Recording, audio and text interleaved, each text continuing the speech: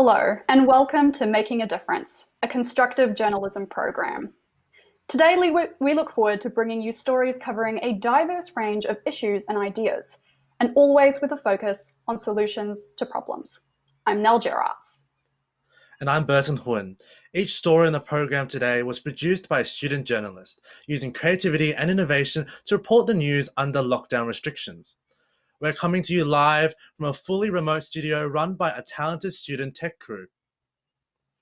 Later in the program, we'll also take a look at some of the best Kojo reporting in 2020, stories that balance light and dark, and stories that move conversations forward. But first, I'm joined by our reporter Johanna Belinda to take a look at today's headlines. After 2 days of zero new cases of Victoria recorded 2 cases of COVID-19 today and 2 deaths. The rolling 14-day average of new cases in Victoria is now 2.7. Despite Melbourne taking a big step out of its coronavirus-imposed lockdown today, residents are being told to keep wearing masks possibly until 2021. But Premier Andrews says the 2 newly infected Victorians are not a threat to the community health. There are 80 active cases of coronavirus in Victoria, with 2 new cases since yesterday. Both of these 2 new cases are close contacts of other positive cases, were quarantined at home, and are no risk to public health.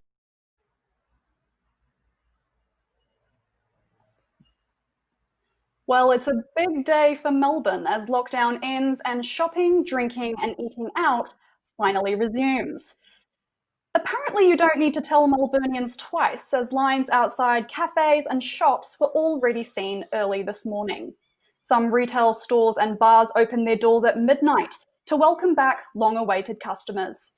The excitement brings hope that Melbourne will see a spending boom in the months to come, something that the economy desperately needs. Our reporter also took to the streets to hear how Melburnians feel about their newfound freedoms. Well, we're finally allowed to put the tables outside again, so we're going to be able to have more customers who want to come in, eat lunch, make more money, and that's obviously what we need at the end of the day. Just for this, I guess. I was just thinking about how relieved I feel to be able to sit here and not feel like judgment or afraid to eat my lunch outside. It's been really nice. I can't wait to go out and grab a coffee at the cafe down the road. Just to be able to go out of our house and see our friends and go to the bar again, get on the beers, as Dan said. Oh, look, I tell you what, it's fantastic to get out of the house, it's, to get out and see some sunshine, but to actually stay out and, maybe go to the shops and things like that. I think the restrictions were necessary, as you can see by the results. However, it really is, I'm glad it's over, and I hope it stays over. 3 students advocating for Hong Kong independence have been arrested under the new national security law. The student activists were members of a group called Student Localism. They are suspected of publishing secession content on social media. The former leader of the group, Tony Chung, was arrested near the United States consulate, while former members William Chan and Yanni Ho were arrested separately while reporting to a police station.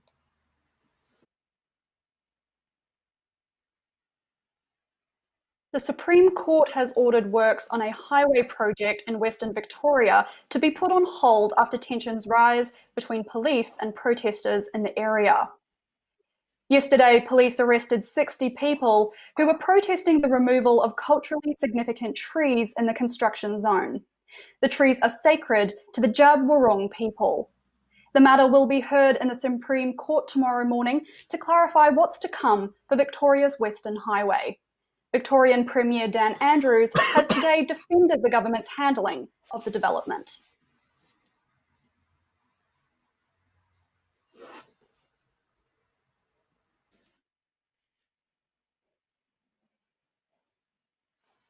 Two teachers from Southport School on Queensland's Gold Coast have been stood down after reports students were asked to remove their trousers during school activities. Headmasters Greg Wayne said the students were participating in the Blackout Challenge, where they searched for each other's shoes in the dark. One teacher decided to step up the challenge and asked them to remove their trousers. The headmaster said this was unacceptable. Complaints by several parents have been lodged and external investigation is on the way. It's been confirmed that women from 10 different aircraft were strip-searched at Qatar's Doha airport earlier this month. Australian Foreign Minister Marise Payne said that 18 Australian women were on the flights, but it is still unclear how many were searched. Talks with Qatar's foreign minister are expected, but not until Qatar provides Australia with a report. This incident has sparked questions over the treatment of women in Qatar. In sport news, the longest-serving senior doctor in AFL, who most recently served the Essendon team, passed away at the age of 74. Dr. Bruce Reid left the club in 2018 indefinitely after being diagnosed with cancer. Reid was elevated to legend status by the club this week and is set to be honored at their Hall of Fame event next year.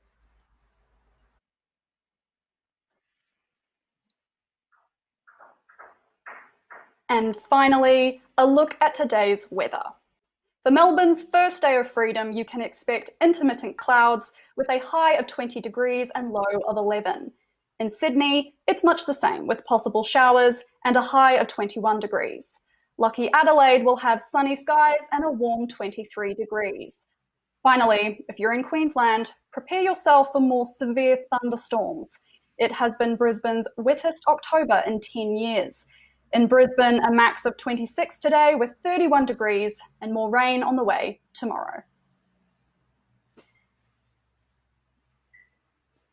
And those are today's headlines. Back to you, Burton. Thanks, Belinda and Nell, for those updates. Coming up in the program, we have a report on the barriers deportees face when trying to secure housing in New Zealand. We'll hear from an expert on how Indonesian YouTubers go viral by tapping into popular aspirations for family life. And a holistic funeral director shares her experience helping Melbourne families celebrate the lives of their loved ones under Stage 4 restrictions. All this and more on Kojo 2020. Thanks for joining us.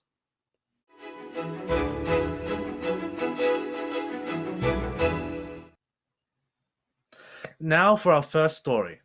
The stigma around mental illness in regional and rural areas can make it harder for people to access mental health services. During the pandemic, many Australians are experiencing heightened levels of stress, anxiety, and depression.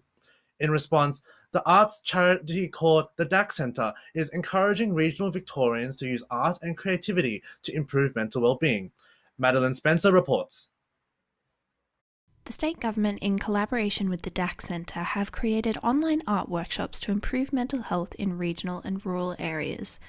The DAC Centre, which aims to destigmatise mental illness through art, is offering workshops in October.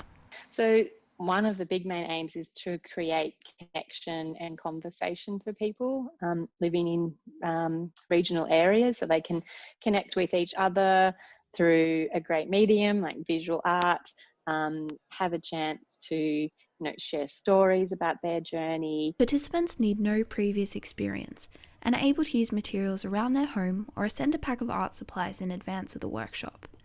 This year, the federal government has made 10 additional psychological sessions available to Victorians until March 2021.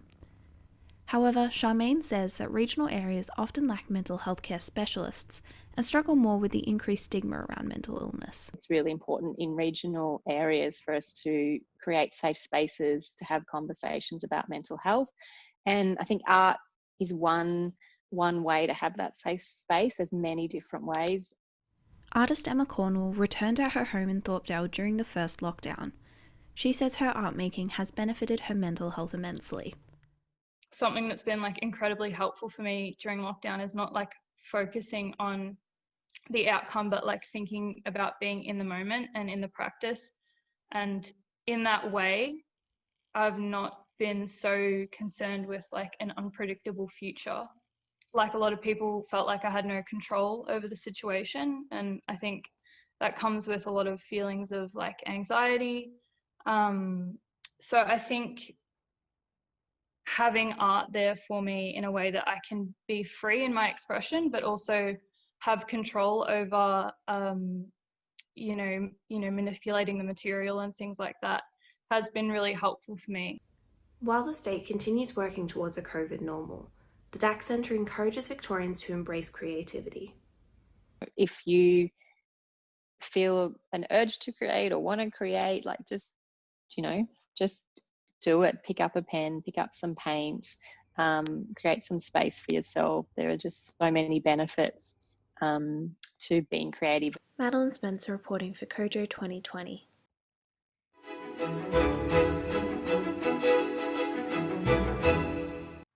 We'll now take a short break, but don't go anywhere. Coming up on today's show, we'll hear stories about globalization, migration, and the resilience of refugee communities. And we'll learn what it means to be stateless in the 21st century. You're watching Kojo 2020.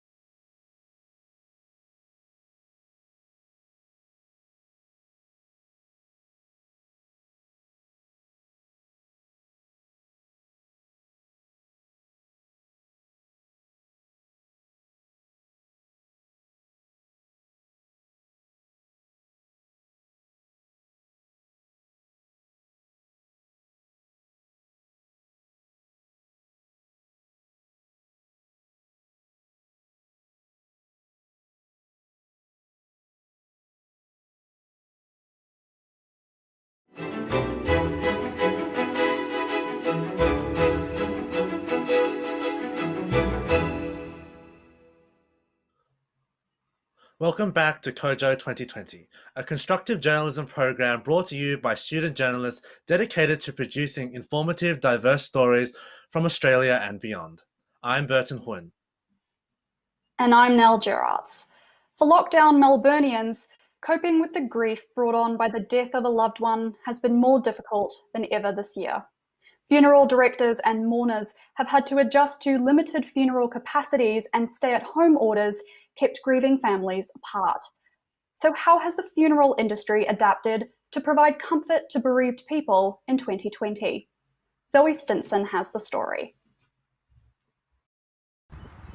Funerals have been limited to 10 people in Melbourne since July 9, but funeral homes are adapting to the pandemic by live streaming and recording them.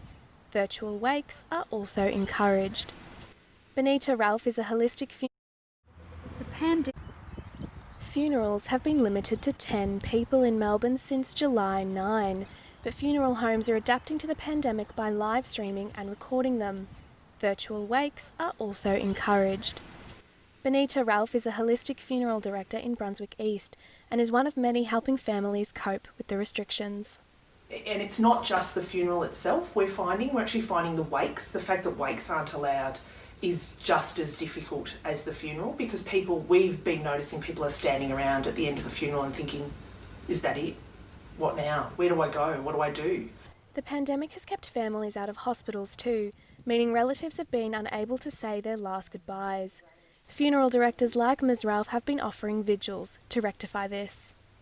So allowing families, particularly in this COVID time, that have not been able to see their person in hospital. Some people have died with 1 or 2 family members present. So we've been able to offer that reconnection after death, and that has been incredibly beneficial. Carita Sirocco lost her father Ray in September, but restrictions meant only immediate family could attend his funeral. We were just so lucky that there's 10 in our immediate family. Otherwise, how do you decide who's coming and who's not coming? And we're also really lucky that we're all in the one place, so we can all go. We're not interstate, we're not overseas. In Victoria, more than 800 people have died this year just from COVID-19. Despite this, Ms. Ralph says it was initially difficult for funeral directors to be classed as essential workers. I think people's ability to recognise funeral directors as essential workers comes down to death literacy. I feel that that it feels awkward to talk about it, it's uncomfortable, grief is uncomfortable for a lot of people, and so recognising our work as essential is uncomfortable. I'm Zoe Stinson, reporting for Kojo 2020.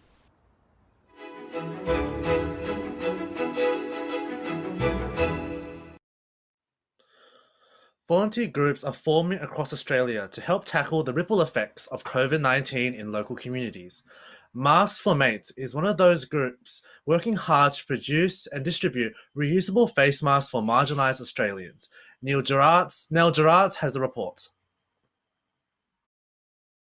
The pandemic has undeniably hit Melbourne with uncertainty and hardship. But some are embroidering a silver lining onto COVID-19.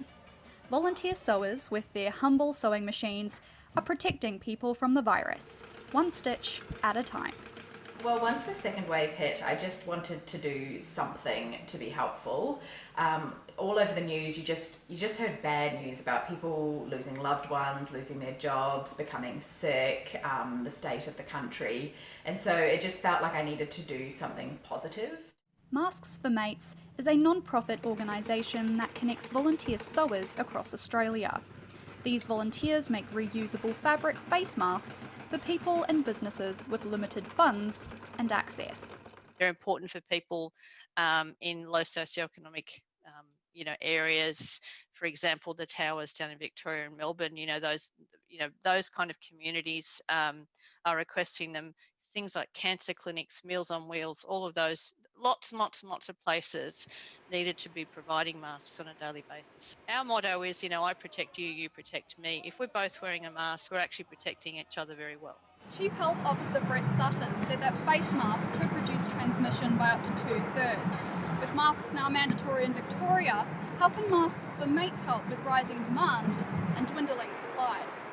There's more available, more of the surgical masks that you have to wear, more of those available for healthcare workers. So these organisations such as Masks for Mates, people like them supplying masks to members of the public is really going to free up a lot more PPE for the people who are actually at risk of contracting anything in a healthcare setting. We were able to distribute over 20,000 masks in August alone. Masks may seem insignificant, but I actually think they are so vital right now. They're effectively the final barrier between us and the virus. And so even though they might seem small, they're actually the cheapest, easiest way that every Australian can help to defend themselves and defend others and fight the virus. As restrictions on outdoor gatherings ease, face masks are more essential than ever.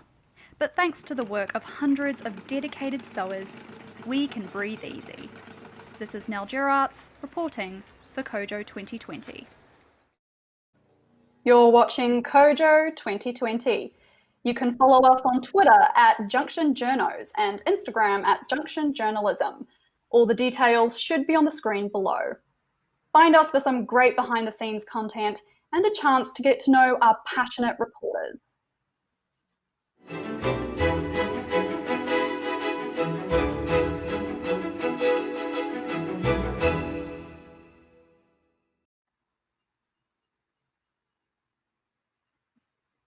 In Indonesia, video blogs of family life are a popular trend on YouTube. They go by the name of family vlogs. And they are a new way that many Indonesian families are expressing themselves and moving beyond the traditional nuclear family. Gabriella Kaylee Sumampau has the story.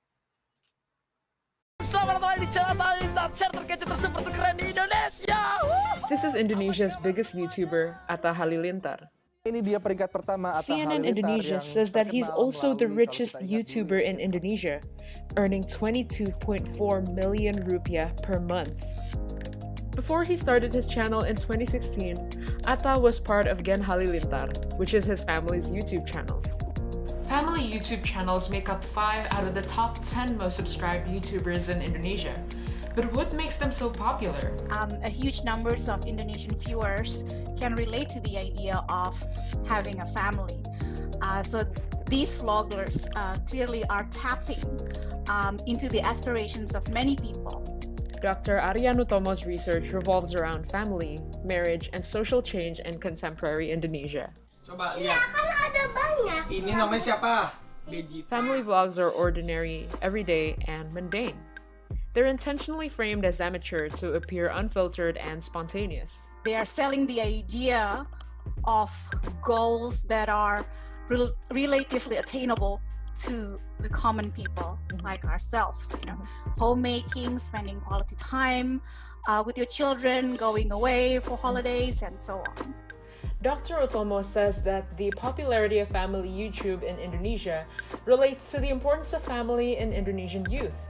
While there are people who get married later in life, if not at all, things are different for the majority. Getting married and having children remain key markers in what we call their transition to adulthood. She says having a family is not compulsory, but it's still important in the social mobility narrative. Graduating from uni, getting a job, having a steady job, getting married, having your own place to live, having kids. This remains the conventional pathway, I guess, or the dominant narrative for what is seen as a successful transition to adulthood in Indonesia. The idea of a nuclear family of one mother, one father, and 2 children has been around since the 80s, and this family planning ad shows that it's still promoted today. But there's also been a more diverse representation of families, and we're seeing that even in Indonesian family YouTube. What an amazing story. We're now heading to a short break. Coming up, 3 fascinating stories about refugees, deportees, and stateless people, and how we as a community can better support them. And later, a deep dive into the best of Kojo 2020, stories that leave audiences better informed about issues that matter. Stay with us.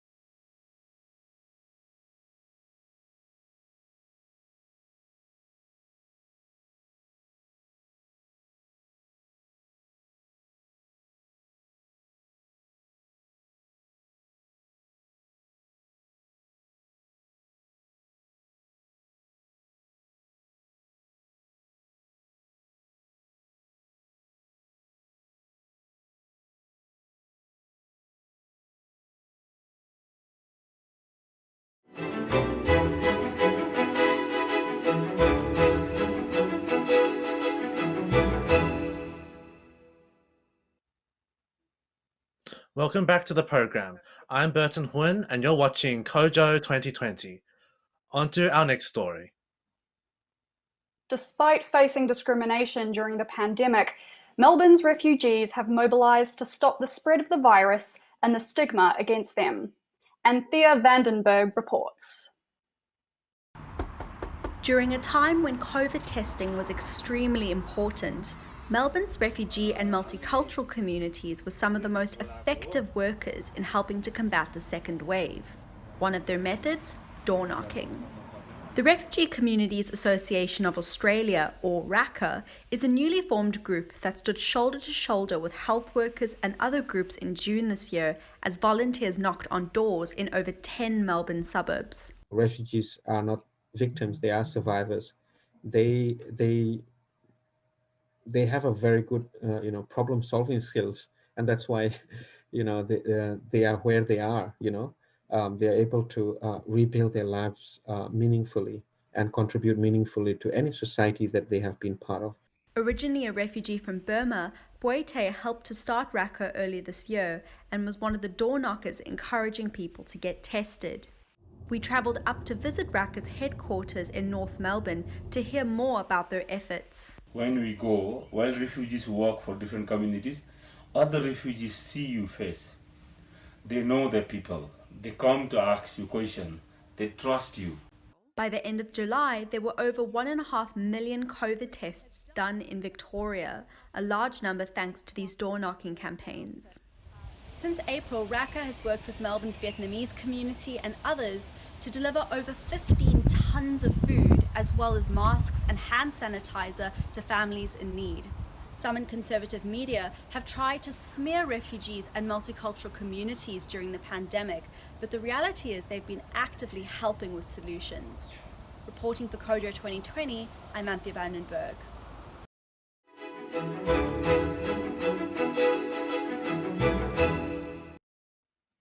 Another fascinating story. Did you know there are millions of people around the world who are considered stateless? Our last story gave insight into the lives of refugees who adapt to their lives in new countries. And now we'll take a look at an issue that leaves many people without human rights in their home country.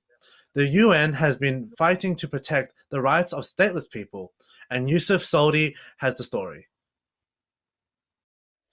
What if you couldn't get your driver's license? Open a bank account? Attend school? See a doctor? Or even have a passport? Who lives that kind of life? It's often the life of over 4 million people across the world who are considered stateless in their home country. Statelessness is an issue that has been with us as an international community for a very long time, but it's one that has been overlooked. So what causes statelessness? The United Nations High Commissioner of Refugees reveals various reasons why someone could be stateless, but the main reason is discrimination. The major cause is deep-seated, entrenched racial and ethnic discrimination. And I think a classic example in our region would be the case of the Rohingya. In the early 80s, the Myanmar citizenship law was amended to essentially exclude the Rohingya from Myanmar citizenship. The concept of statelessness isn't new, with the first treaty to end statelessness being in 1961 by the UN, but the awareness and data on it is. Its oldest data goes back to 2004. It's a huge difference from refugees who have had stats since 1951. So why is this? It wasn't until about 2 decades ago that the UNHCR actually even was given the sort of power, if you like, or the authority to prevent and reduce and protect stateless persons. So for the first sort of 40 or so years of the Stateless Convention's life, it didn't have an institutional foothold in the UN system. Once the UNHCR was given the authority in relation to stateless persons, it then started to act in that area. So right now, there's the I Belong campaign set up by the UN to end statelessness by 2024. The idea of having such a sort of dramatic campaign is one that we can have some sympathy with, because it does, I think, really raise the profile of the issue and emphasise how urgent it is. And I think that's been the issue. And I think the campaign sort of takes us out of that complacency and makes us realise, no, concerted action is needed and it's urgent. We can no longer ignore this urgent issue. Yusuf Saudi with that piece, an enlightening story about what it's like to live without citizenship from your home country.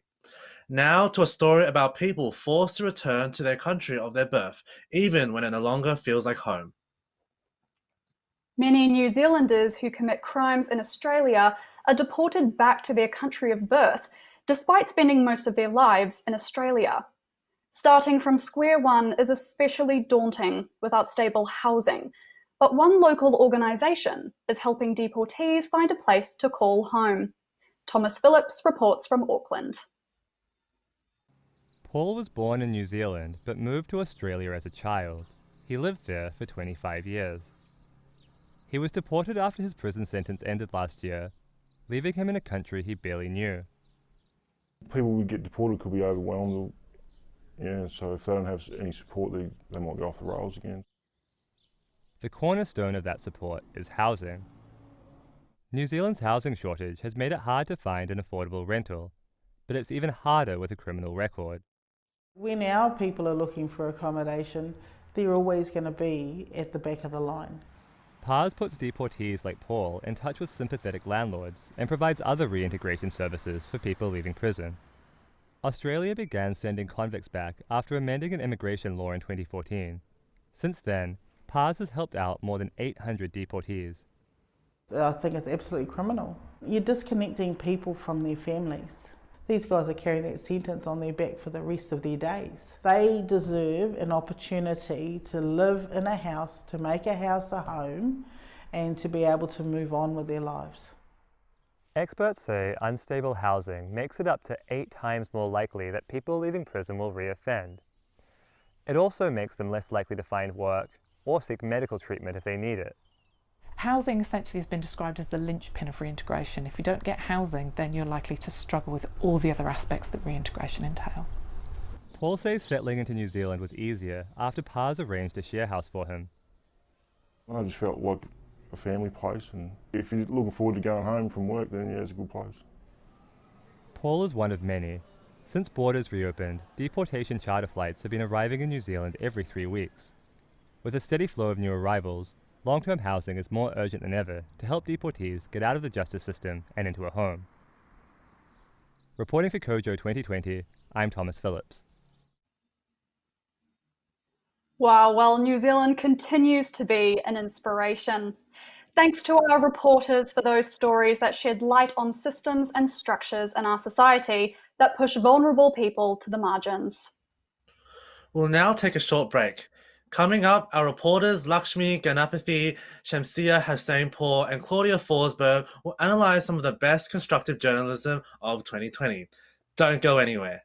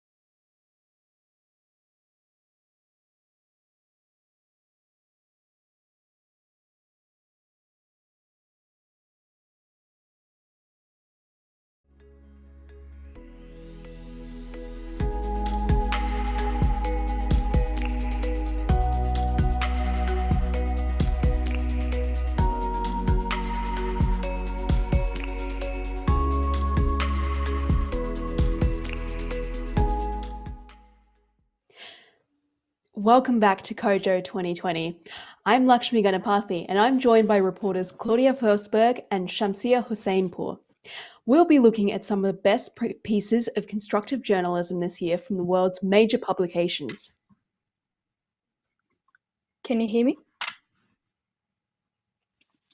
First up, an article from BBC's remote control website, which is full of constructive journalism pieces about our online work life. As the next generation of Indians join the workforce, a growing number of Indian businesses are cultivating employee happiness. Workplace happiness. Now, why is that such a big deal? Well, it really comes down to the happier your employees are, the more productive they will be. There's a quote in the article that talks about research showing that happy workers are 13% more productive.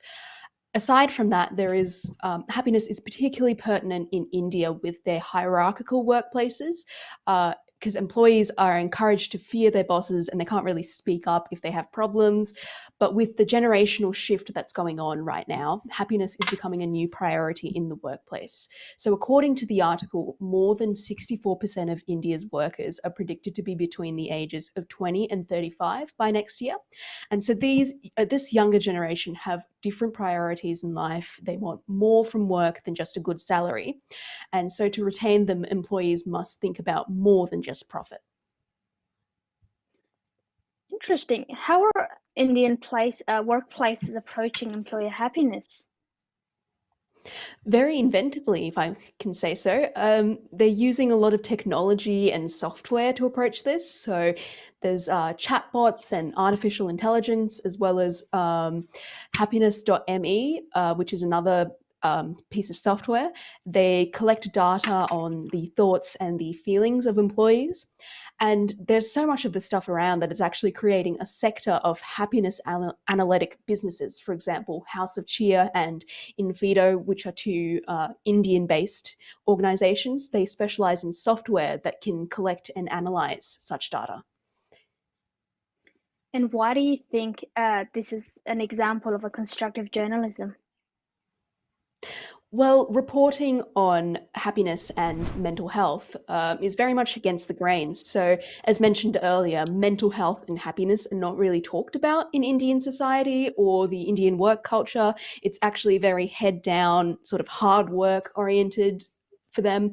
And so reporting on this makes businesses and people see the value in employee happiness. And perhaps it might even encourage businesses to look after employee welfare, not just in India, but across the world.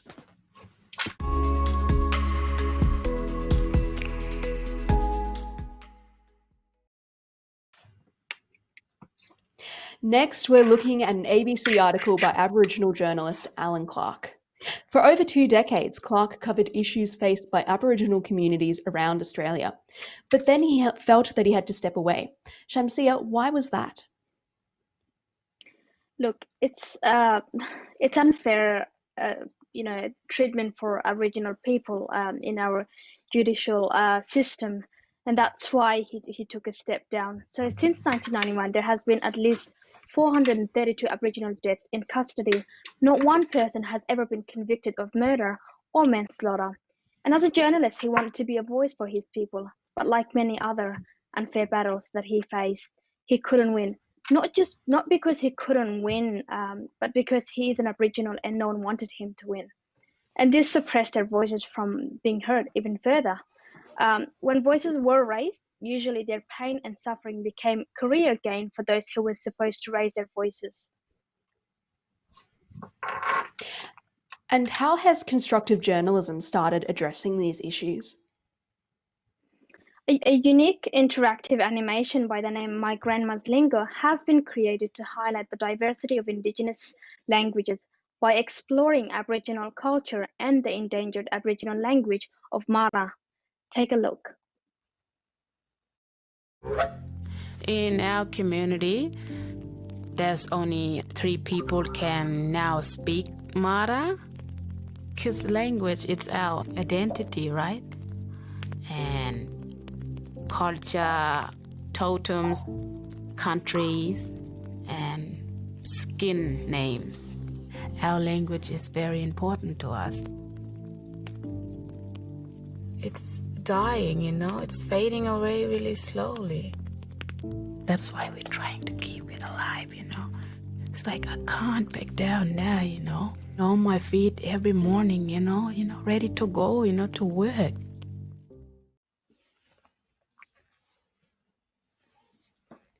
This unique animation is not just covering Indigenous issues, but also giving a voice, hope, and solutions.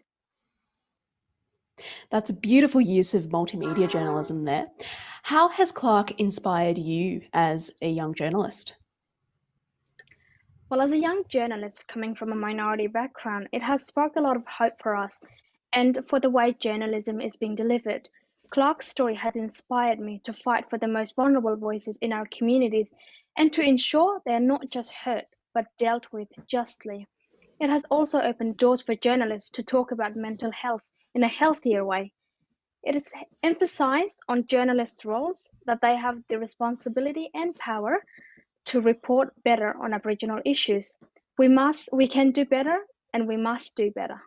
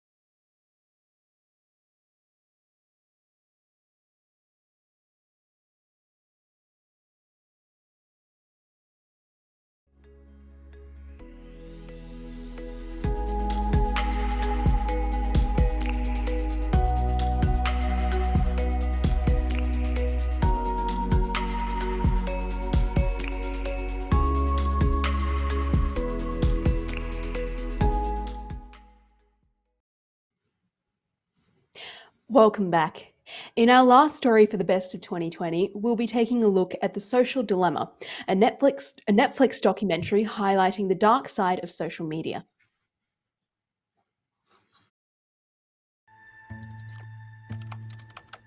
When you go to Google and type in climate change is, you're going to see different results depending on where you live and the particular things that Google knows about your interests.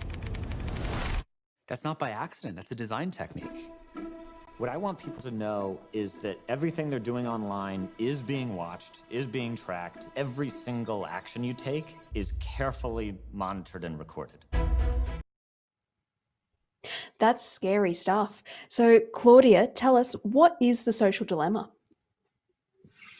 Yeah, it sure is. So, the social dilemma is a Netflix documentary that is made with former creators of social media platforms. And it talks about some of the problems that are done with the actual making of these platforms. Social media platforms are purposely designed and tailored towards our area that we live in, our demographic, and our interests. So everything we do online is being tracked and monitored and recorded to be used against us. It's led to a generation of young people in particular who are suffering from mental health issues like depression and anxiety because we inflate social media with value and with the truth. And why is this such a revelation for users of these platforms? It's a really interesting revelation because creators have now worked out that they can essentially use Facebook and Twitter to control decisions that we make in our lives and events that occur in our lives without us even knowing. So, for example, elections, I'm not saying that elections are rigged per se, but we are seeing that social media platforms will provide us with information that's either propaganda or part of our own echo chambers, and that's done on purpose. Also knowing that their behaviours are not an accident, that this is a result of how the technology is designed, means that we can actually look at the solutions and look at how we as consumers can change our habits in order to address some of these problems. Claudia, what makes this documentary a good piece of constructive journalism? It's not your typical piece of journalism. It is a Netflix documentary, and I like to think that it's more accessible because everyone has, or most people have Netflix, and people enjoy watching things. We tend to get this information a lot easier, and not just being a documentary, it also comes with solutions, and it presents a problem and it presents a solution. Some of those solutions include striving for more humane technology, improving our habits on social media and how we use it, and in more extraordinary cases, even deleting our social media apps altogether has been proven to be the best thing to do. Not sure if I'm going to do that. For more information, though, you can actually look at the Social Dilemma website, which was also created in collaboration with this documentary. And it gives you all of these solutions and all of these things that you can do at home to combat this problem with technology and social media. So, yeah.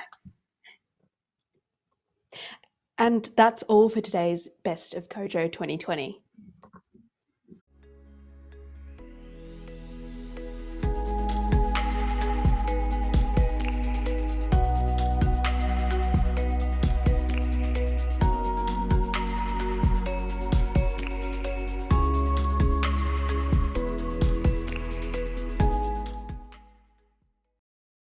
And on to our final story now.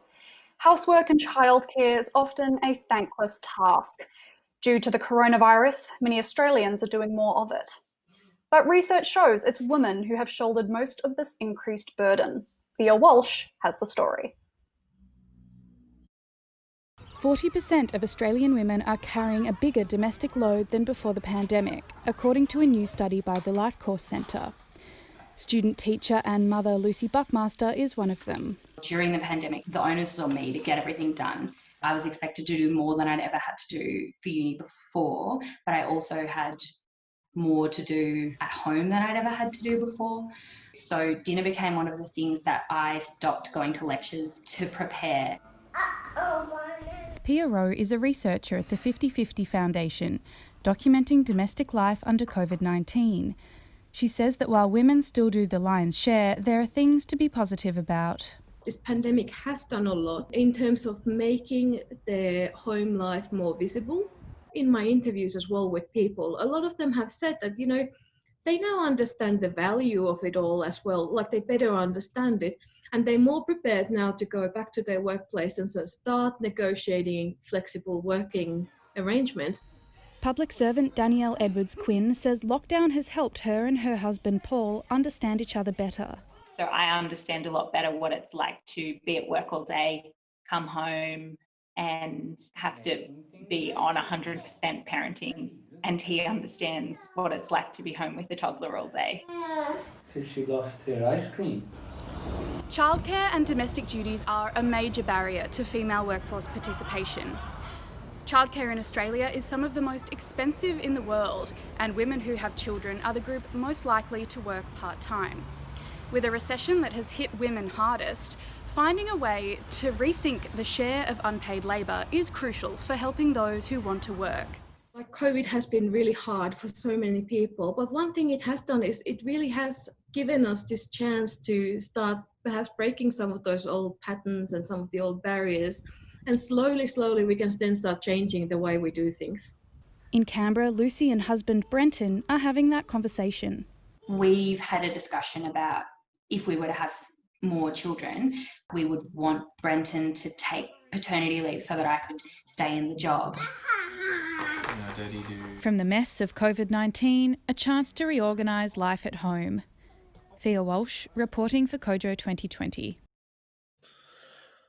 That was the final story for the program today. We're delighted to bring you stories about individuals and communities rising to the occasion in the face of adversity, to support one another and to shape a better society. Thanks to all of our dedicated reporters who filed stories from across Australia and beyond, and to the crew who've been sharing their technical skills behind the scenes to help us go live. Join us at the same time tomorrow for the final broadcast of our 3-part Constructive Journalism program, Kojo 2020, Making a Difference. We'll be hosting a very special Kojo debate where we'll be joined by Aboriginal journalist and media advisor Madeline Heyman Rabier and Kojo expert Ulrich Hagerup and Andreas Harsono from Human Rights Watch Indonesia.